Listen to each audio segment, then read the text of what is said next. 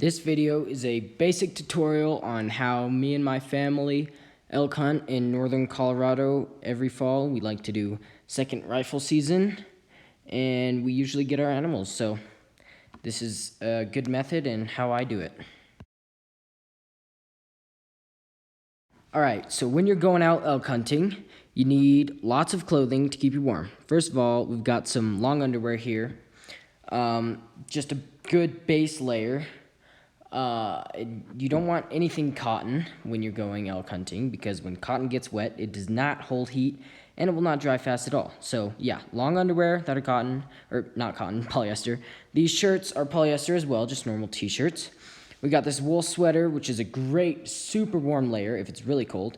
We got a fleece jacket, which is also just a nice warm layer. You want to have lots of layers so you can strip down and take off layers or put more on depending on how warm you are or cold.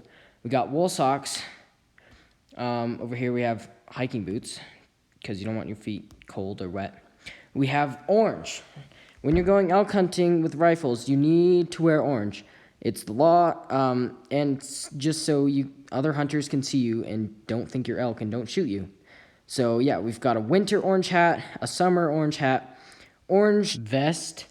You definitely need an orange vest and an orange hat at all times when you're elk hunting. We also have this knife here. This is not the knife I would use to cut up an elk, but that's okay. These pants are water resistant, windproof, and when they rub together, they don't make noise. Like, they're very quiet pants to wear, so you don't want the elk to hear you when you're walking up.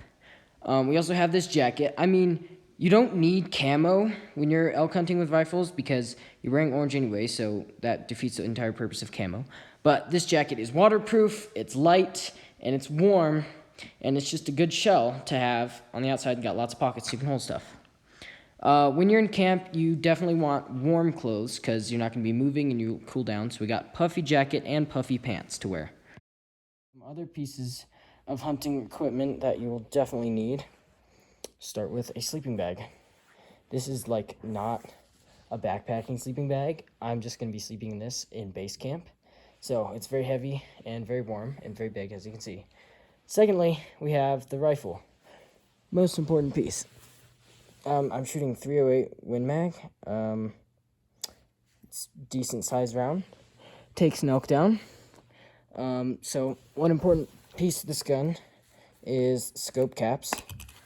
So when you're hiking around in the woods, it could be like raining or snowing, and you don't want to get crap in your scope, because I've had that happen where I've gone to take a shot and there was stuff in my scope so I couldn't see. Also, you definitely need a strap on your rifle because you're going to be carrying it for a long time. This is called a monopod. This is a tool you can use to make your shots better when you take a shot. So it basically extends like that. You rest your rifle right here and you can shoot from there. Increases accuracy. If you get an elk down, you should have this, this, and this. Very important. Oh, and game bags. So first of all, we have tape. If you don't know exactly where your elk is, and if you're not sure you can get right back to it from wherever you're going, you need tape to like mark the trees surrounding it and kind of make yourself a trail back to your elk. These are also things you'll need for field dressing an animal. First of all, you need just a regular knife. This knife is razor sharp for cutting meat off the animal. You also need a bone saw for cutting through joints or capping the elk, which means cutting off its antlers. And you need game bags for putting the meat in to pack it out and keeping it clean. You also need some sort of water purification. I just have a life straw here. Very simple, light. You also need some sort of rain protection or shelter. This poncho can be both. You can wear it as like a poncho and it'll keep you dry, or you can set it up sort of like a tarp and hide under it in the rain. One other thing you'll need is a headlamp, because you never know what might happen. You might get stuck out in the woods after dark, or shoot an animal in the evening and cut it up and have to hike out in the dark. Also, another thing would be some sort of blister kit of sorts. So we have like first aid cream stuff because that you put it on blisters, it makes you feel good. And tape, wrap the blister, cough drops, other random medical stuff. You're also gonna need matches, very important, in case you get stuck in the woods or freezing or something like that. You're gonna need to start a fire. Always have matches.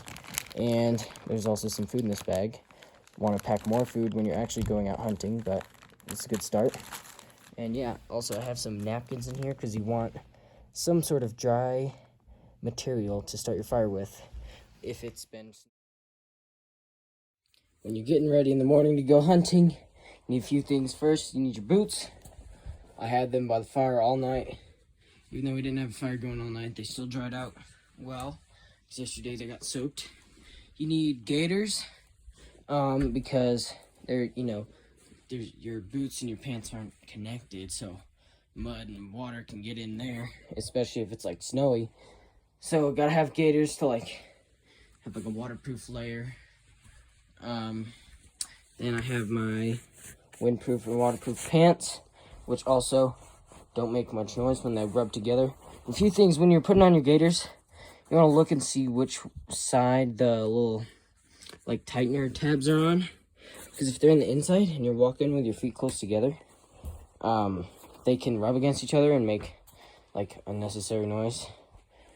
I also just have waterproof jacket, an underlayer, got a Melanzana, and a non-cotton shirt. You want to use the right caliber round when you're elk hunting. This graph points out 270 Winchester and up would be appropriate for elk hunting. If you use anything below a 270, you could potentially injure the elk, and it wouldn't actually die right where you shoot it. It could just run and suffer for a long time before you find it, or it just gets away.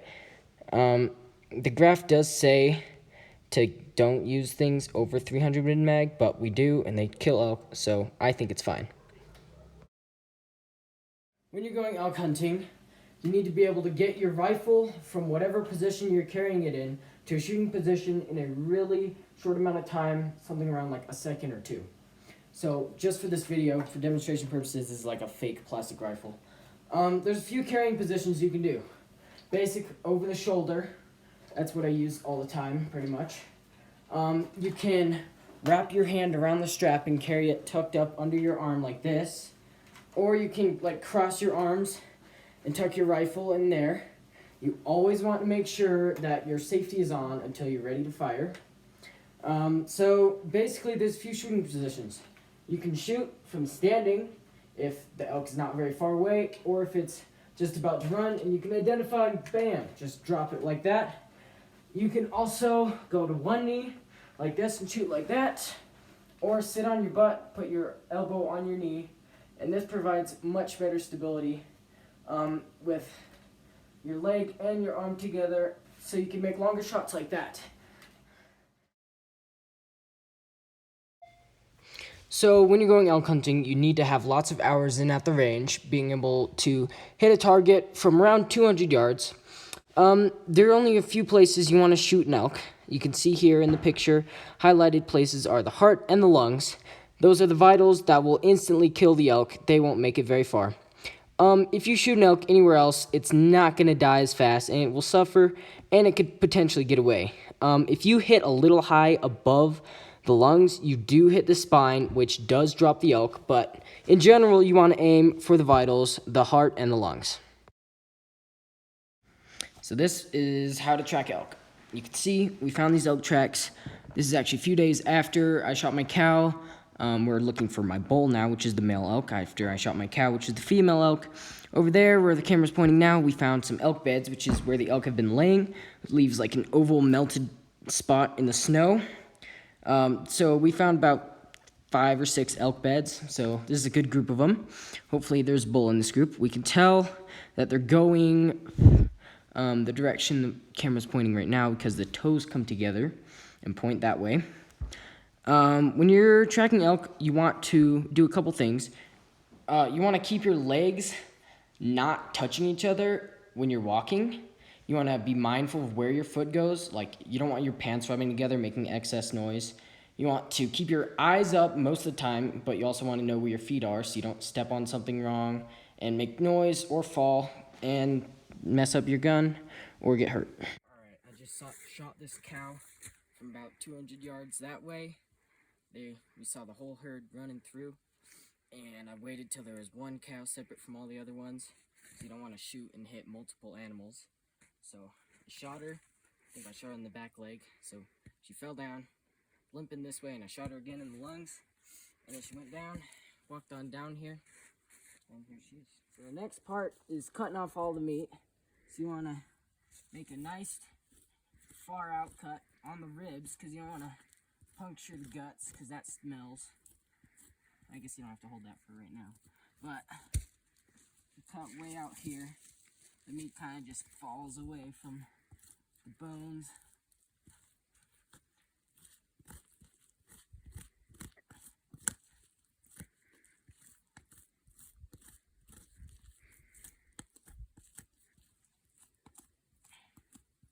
And once you finish cutting off this huge chunk, you cut off the entire leg and break the joint either with your bone saw, or sometimes you can just break it off with your hands.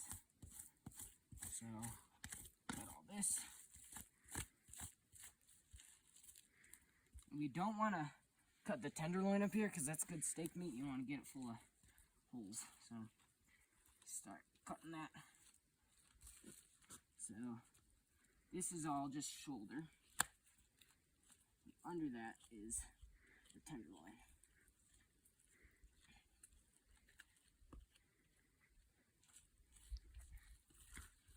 Oop, there's the shoulder blade.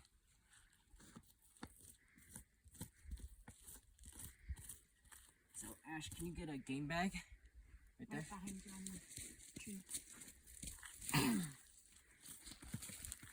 Oh, poked myself.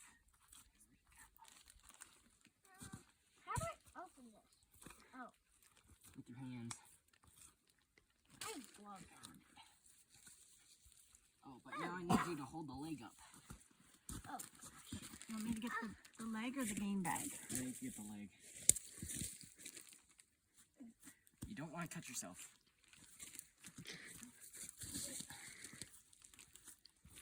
Good Get all golly. this belly meat here. Yep.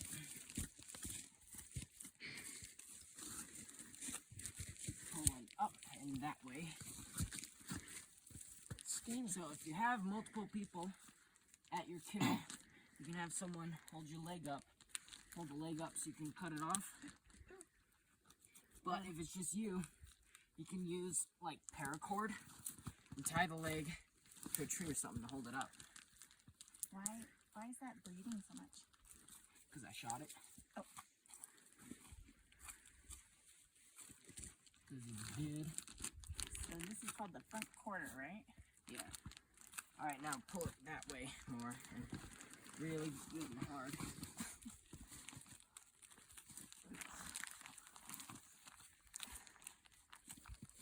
Keep pulling. Ugh, that's blood in my face. A little more. It's really heavy. There we go. Alright. Now you want to set that in the snow right there, if you can. Okay. And that's how you get a quarter off. So for this section, we're going to be teaching you how to get the straps off of the elk. So the straps are the tender piece of meat that lines the, the spine. So you can see in the video, there's like all sorts of nasty skin type material. You want to cut that away. Once you get down to the meat, you want to follow the bone line. You want to get all the meat out. And you don't want to really mess up this piece because it's great steak or roasts, depending on how you want to eat it. Or you can just grind it up, whatever you want. But, so you can see in the video, he's cutting along the top part of the spine. Just cutting right along the bone, getting all the meat off, and pulling the meat away at the same time. If you're new to like cutting things and using knives, you definitely want to take this part slow, or take all of it slow, because if you cut yourself in the field, you're not going to feel good. You could get infected. You could, like, if you cut yourself bad enough, like really get yourself in trouble and bleed out. That would really be bad. Worst case scenario. But yeah, generally want to take it slow unless you really know what you're doing. So yeah, we want to just cut all the meat off the bone. And after you do that, you can move on to the rear quarter.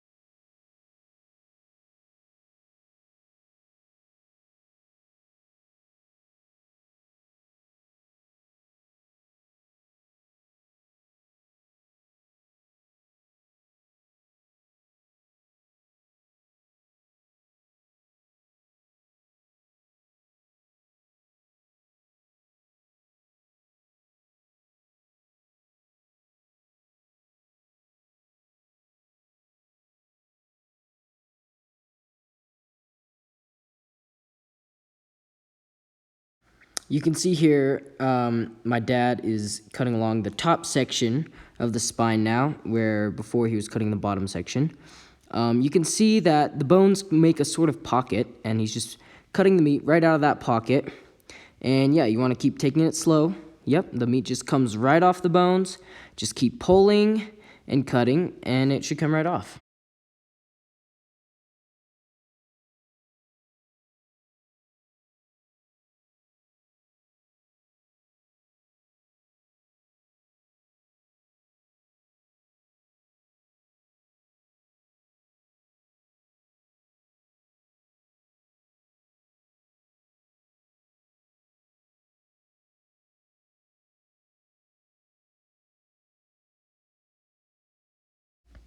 So what we got going here is how to detach the hind quarter from the elk carcass. You can see those little ball-shaped things that are in the joint between the leg and the guts.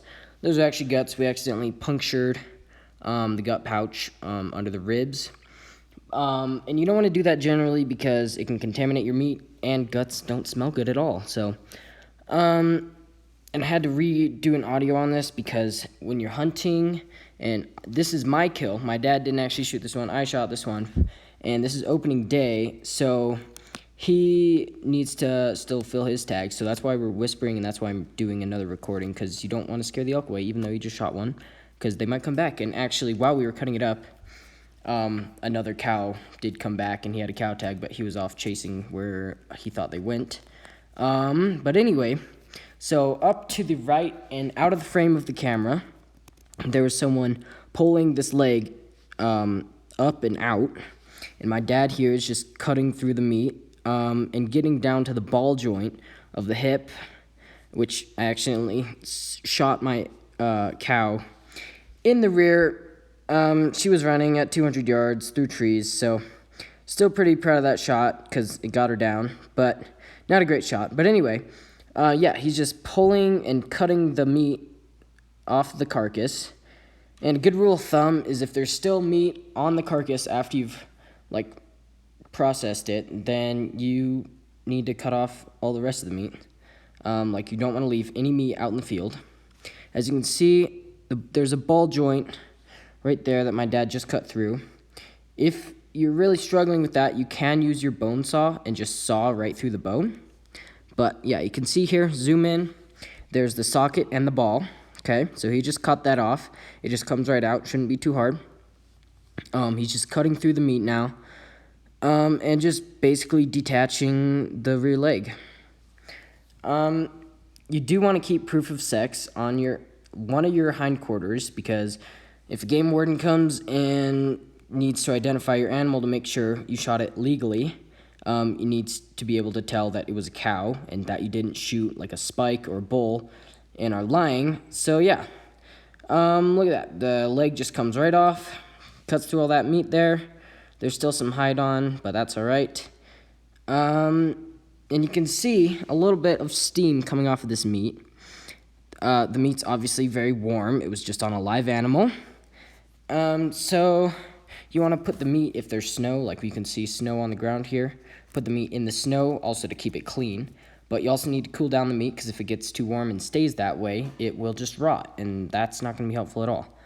So yeah, there's how you detach the rear quarter.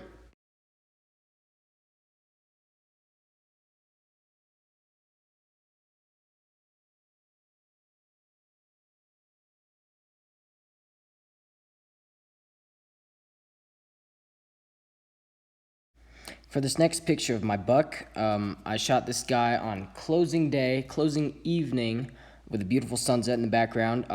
We were out in a separate section of where we hunt, just a little area called the BLM, and it's a pretty small section, about 2 square miles. But anyway, saw him about 500 yards off in the distance, and the sun was about to set, so I had to get over there to get a shot.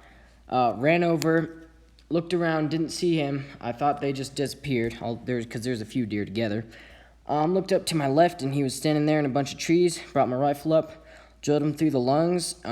He made it about 20 feet and dropped.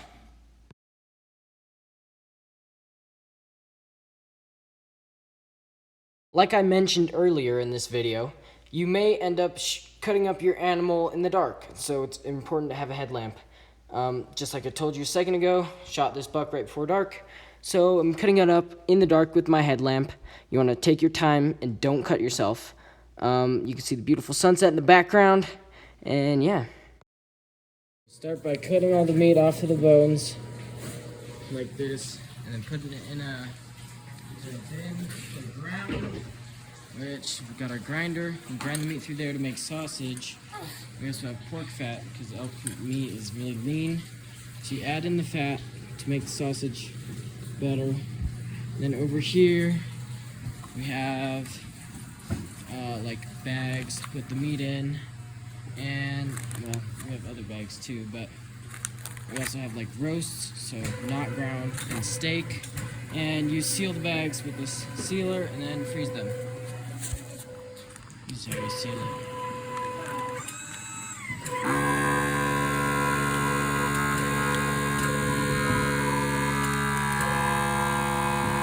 This is the heart.